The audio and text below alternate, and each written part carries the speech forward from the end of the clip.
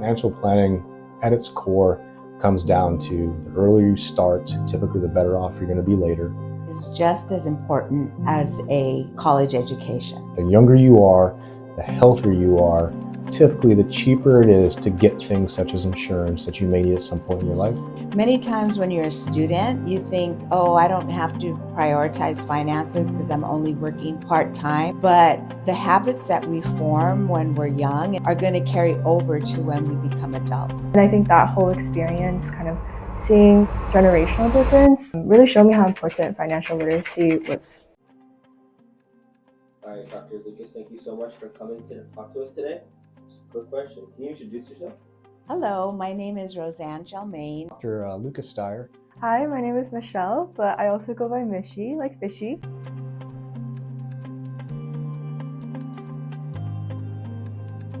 I think it's important. I think, even this morning, some of the stuff we talked about when we were talking, they may not necessarily be in a career or a profession where they're bringing in income, so to speak, but they're utilizing some source of income. They're using their parents' money, et cetera. I think it's important to understand where that money comes from and deeper, what are parents' philosophies around financial planning? What are their own philosophies on money? But I think it's important to look at two main aspects. Financial planning at its core comes down to the earlier you start, typically the better off you're going to be later, right? And it's age and health dependent, meaning that the younger you are, the healthier you are, typically the cheaper it is to get things such as insurance that you may need at some point in your life. Just to understand those two concepts, whether you're 18, 19, 20, 21, I just think you're light years ahead of most people. I think financial literacy is so important. I feel like everyone jokes in high school, like, I wish school taught us taxes. And I think it speaks so much to like the need for knowing how to save money, knowing what to do with it. I think retirement feels really far, but also it's like such a big burden to take on, especially if you know that you also have to like take care of your parents in the future or other people.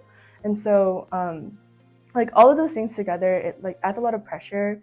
And I think having financial literacy knowledge just kind of like takes off the pressure, because you get to really know like step by step, like, okay, these are the things that I can do, these are the things that I'll do in the future, and these are the things that I have access to right now.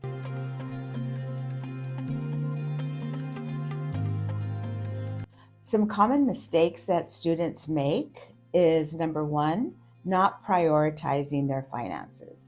Many times when you're a student, you think, oh, I don't have to prioritize finances because I'm only working part-time. I'll leave that to when I actually get a full-time career.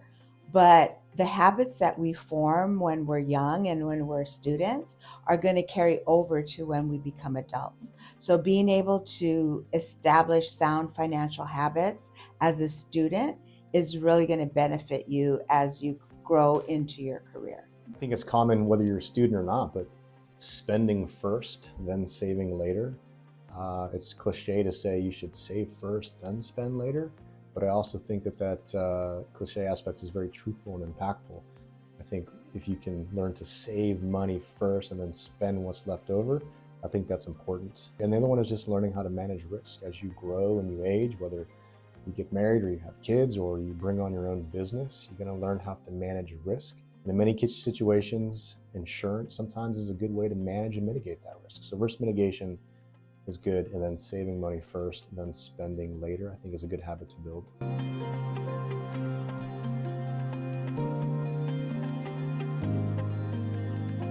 That's a great question. I enjoy the fact of being an alumni. I utilize the heck out of the alumni network. And so for me, that financial planning aspect of knowing that I have a network of fellow Trojans around that I can reach out to, whether it's on social media or I can contact, is vital and important, because it gives me a group to bounce ideas off. It gives me a group to leverage whether or not something is a good move or a bad move. And that's extremely important. And I think the other aspect of having that in there, both as a student and alumni, is, again, just going back and understanding the basics of financial planning, understanding what an offensive financial plan, like sports analogy, right? Understanding how offense and defense play into financial planning. Defensively, right? How am I protected? Do I have enough insurance? Do I have an estate plan in order? Offensively, should I invest in Amazon or Google, or should I invest in real estate? I think understanding that and utilizing the network is key and vital. So the role that financial literacy plays, both as a student as an alumni and as an adult is very important. First of all, think about it. Financial habit. What's a habit? A habit is something that we learn and then it just becomes automatic. So by being able to establish sound financial habits early on as students, that is really going to carry over when we start our careers.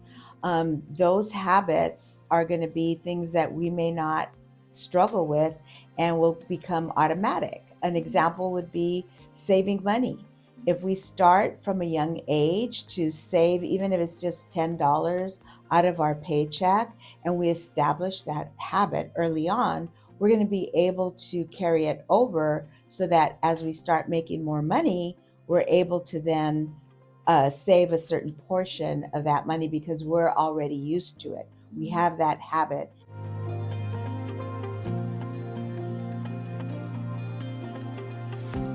I think something that I've tried to integrate at MoneyThink is really bringing in that like cultural lens. Like we work with a lot of students who it's their first time going into college. They usually have like parents that don't speak English.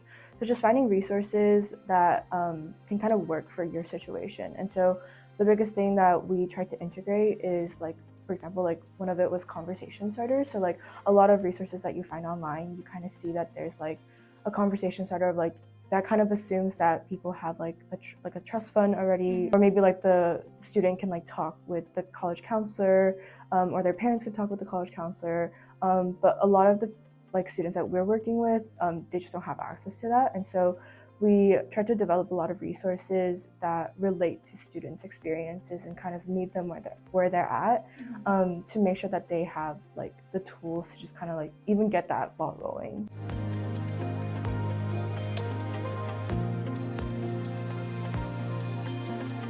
So you have the knowledge. The next thing is, how are you going to put that knowledge to work? This has been Financial Literacy Week, and you've heard from a lot of different speakers. But if you just go back and then go back into your class and go back and do the same things that you've ever done and don't use what you've learned to empower yourself, then it's really a waste of time. So the actions you can take is number one, research the tools that are available.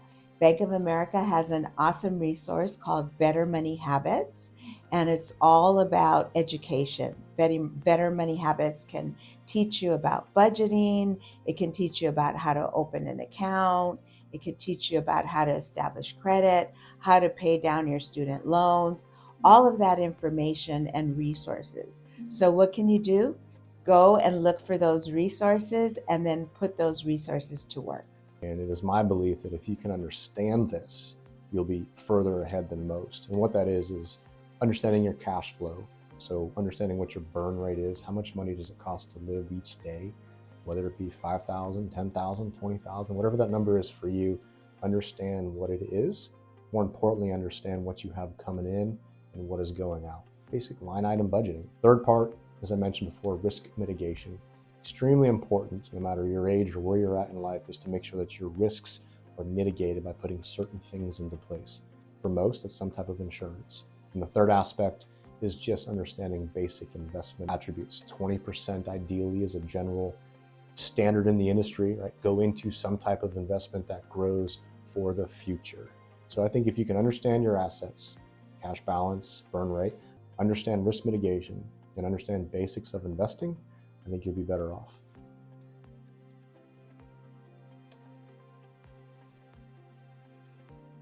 A lot of like children of immigrant parents kind of have this idea that they know that they're gonna have to be the ones that are retiring their parents. And I think that was something that I really was like scared about, and like I felt a lot of pressure because I was like, how am I supposed to make this much money for myself, let alone like 2 more people? And I think like when I was able to finally get that knowledge of like, these are kind of the step-by-step things you can do, it really like made me feel a lot more free and a lot more liberated in terms of like, I know what to do. I know how to, take care of my money. I know what the plan is when I do have like a bigger income and like I have more disposable income, and I can kind of like allocate it wherever it needs to be allocated. And so I think just like having that plan is just very freeing and very liberating. And so yeah, it's just really empowering.